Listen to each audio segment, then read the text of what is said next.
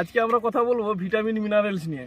Vitamin minerals আমাদের শরীরে ঘাটতি থাকে, কারণ আমরা তো এমনিতেই ধরুন যে শাকসবজি খাচ্ছি তার মধ্যে বিষ মিশে আছে এক কথায়, কারণ সার ওষুধ দিয়েই তৈরি হচ্ছে যা কিছু। এখন সবজি বলুন, ফল বলুন, আর যেটুকু ফল খাচ্ছি তার মধ্যে কিন্তু সাফিসিয়েন্ট পাচ্ছি না ভিটামিন মিনারেল।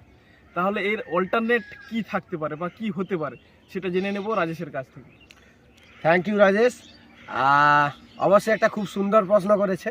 তবে আমি আপনাদেরকে বলবো WHO মতে প্রত্যেক দিন 13টা ভিটামিন এবং 11খানা মিনারেল প্রয়োজন, অর্থাৎ ফল এবং রঙিন তাজা শাকসবজি 7 কালারের এবং 7 প্লেট হওয়া চাই পার ডে কিন্তু।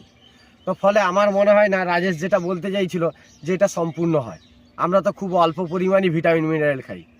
তো সে জায়গায় আমাদেরকে কিন্তু কন্টিনিউ 7 প্লেট এবং 7টা কালারের উইথ অর্গানিক রঙিন শাকসবজি ফল খাওয়া উচিত, তবেই কিন্তু আমাদের ভিটামিন মিনারেল কমপ্লিট হবে। তো এটা যদি কমপ্লিট করতে পারি তাহলে আমার মনে হচ্ছে না যে ভিটামিন মিনারেলের ঘাটতি হবে আর কি। তো আপনারা প্রত্যেক দিন 7 প্লেট রঙিন তাজা শাকসবজি খান, তাহলেই কিন্তু ভিটামিন মিনারেলের চাহিদা কমপ্লিট হবে। Thank you and bye bye. Thank you.